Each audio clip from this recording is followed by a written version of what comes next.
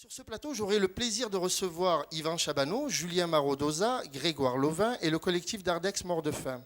Donc, tous ces artistes sont accueillis en résidence à la maison numérique du patio du Bois de l'Aune afin de réaliser le projet Machine to Fish 2, que l'on pourra revoir au prochain Festival Gamer, c'est ça? Exactement, on pourra le retrouver lors du Festival Gamers. Donc ça, c'est une pièce qui sera exposée à la Fondation Vasarely, donc pas très loin d'ici. Mais avant de commencer, je vous propose un petit aperçu de la dernière édition du Festival Gamers avec ce sujet réalisé par le collectif M2F.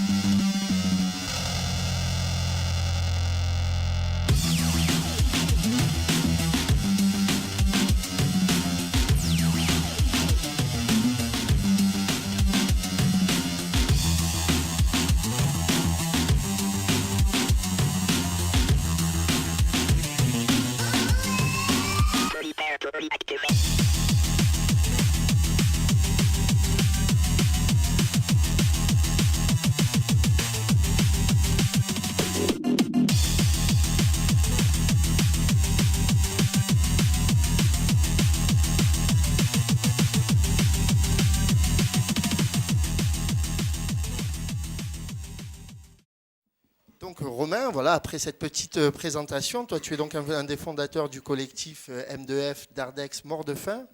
Est-ce que, on sait qu'on est sur une soirée Open Lab ce soir, est-ce que tu peux nous expliquer un peu en quoi consistent ces soirées et même plus précisément ces résidences à la maison numérique? Ouais, tout à fait. Alors, nous avons développé le Festival Gamers depuis maintenant près de 5 ans. Donc cette année, on en sera à la 6e édition. Et donc l'idée était pas seulement de mettre en place un festival d'art multimédia dédié à la création contemporaine, mais axé principalement autour du multimédia et d'une certaine thématique du jeu. Parce que l'idée du Festival Gamers est vraiment d'aborder l'art contemporain, mais par le ludique. Donc nous, en utilisant le multimédia, on a orienté vraiment ce festival de manière ludique, de manière à essayer de casser un peu des barrières qu'on a souvent ou bien souvent avec l'art contemporain et d'amener les choses de manière encore une fois ludique par l'interactivité. Ça veut dire que le spectateur se retrouve immergé dans une installation, une proposition artistique, mais peut participer. Et donc c'est vraiment la présence du spectateur dans l'œuvre d'art qui nous intéresse.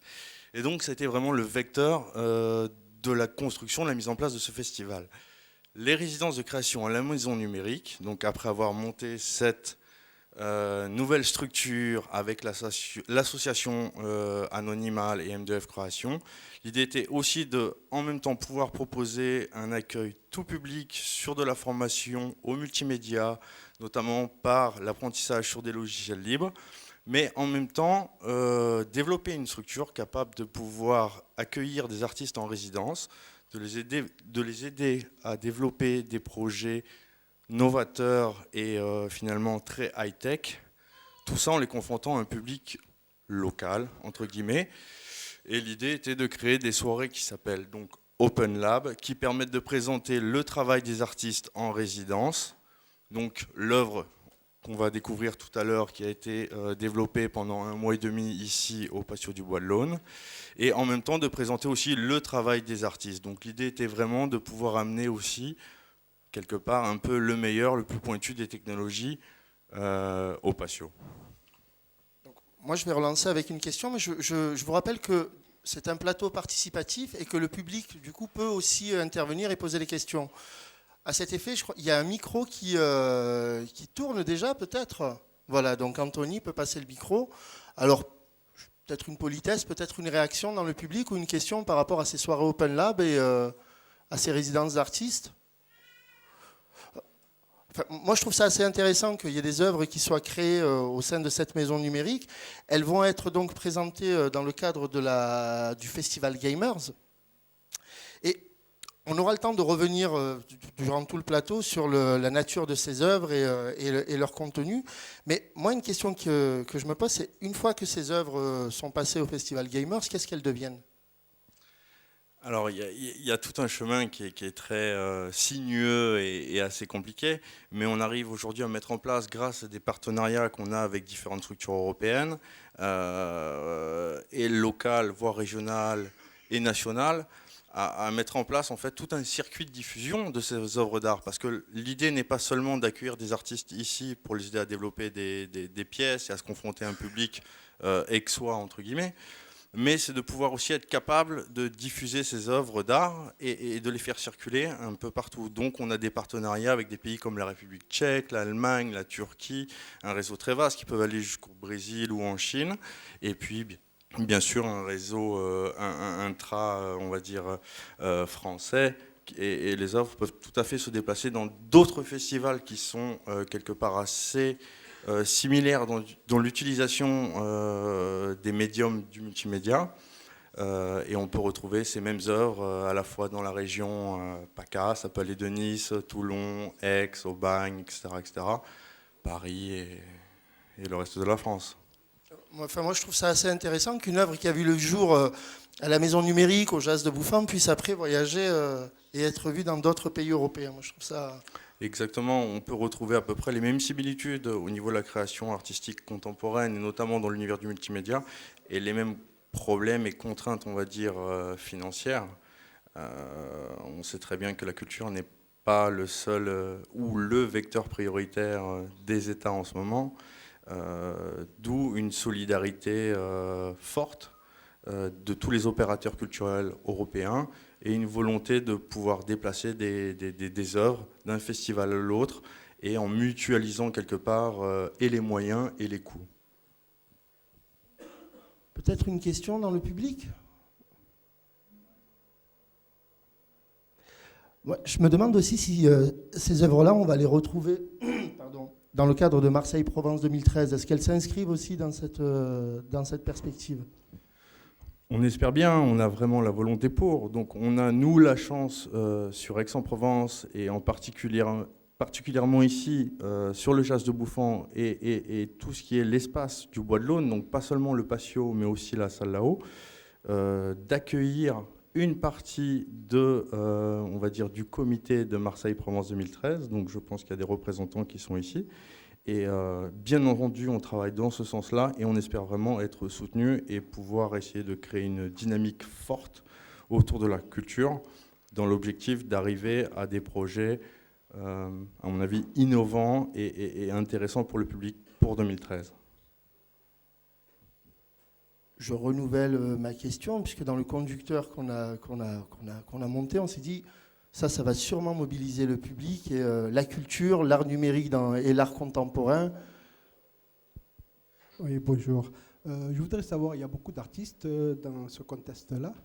Vous avez beaucoup d'artistes, vous en avez 1, 2, 3, 10, 15 ? Est-ce que voilà, les résidences d'artistes sont nombreuses? Alors, il existe... Alors, on va parler peut-être local ou géolocal. Donc, sur la localité, et sur Aix-en-Provence et la région, ouais.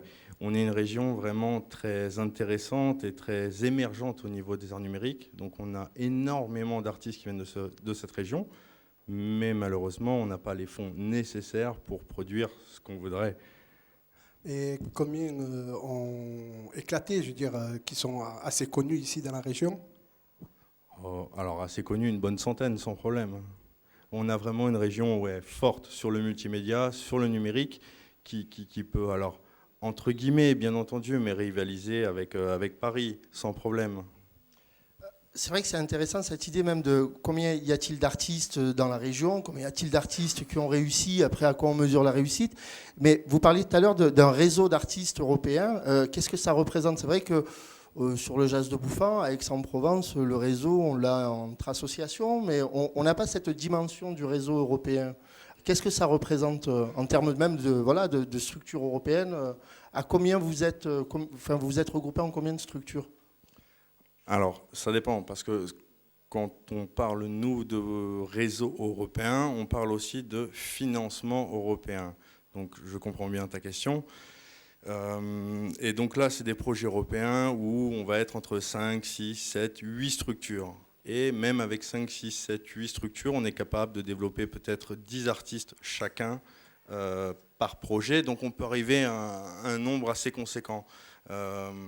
Après, pour parler peut-être d'impact au niveau du territoire, nous, on trouve intéressant de venir se mélanger aussi des artistes, des technologies de pointe, des projets qui sont finalement assez coûteux, on peut le dire, et d'ouvrir en fait. C'est vraiment l'idée qui recoupe celle du Festival Gamers, qui est finalement une sorte de démocratisation de l'art contemporain par le multimédia et l'interactivité. Je pense qu'on est plus à même de sensibiliser les gens et qui, pour nous, artistes, nous permet d'attirer un grand nombre du public dans les expositions, et on le voit bien.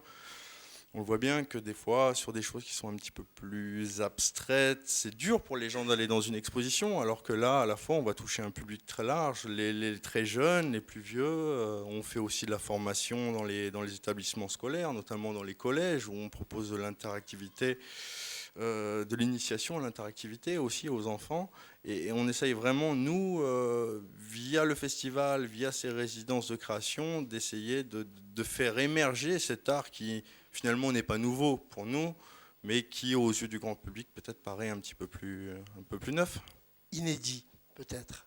En tout cas, c'est vrai que ce type de résidence au Bois de l'Aune est un peu inédite. Et justement, à quoi ressemble une résidence? Qu'est-ce que propose une résidence à un artiste?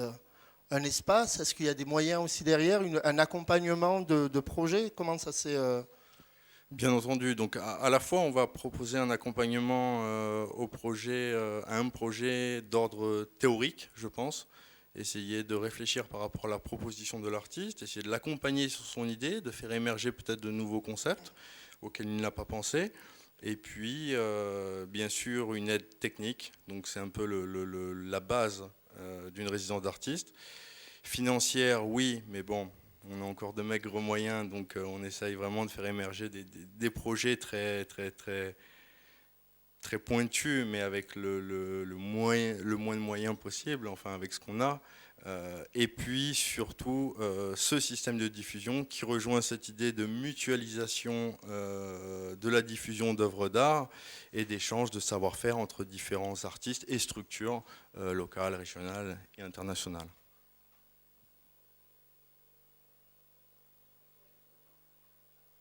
Bonsoir. Je voulais savoir, en tant que spectateur, on passe peu de temps devant une œuvre pour la juger, l'évaluer et en profiter. Et on a du mal à vraiment percevoir le temps qu'il a fallu pour la réaliser. Ici, on parle de high-tech, de technologie. Donc je voulais savoir quelle est la durée moyenne, a priori, pour mettre en œuvre justement une œuvre.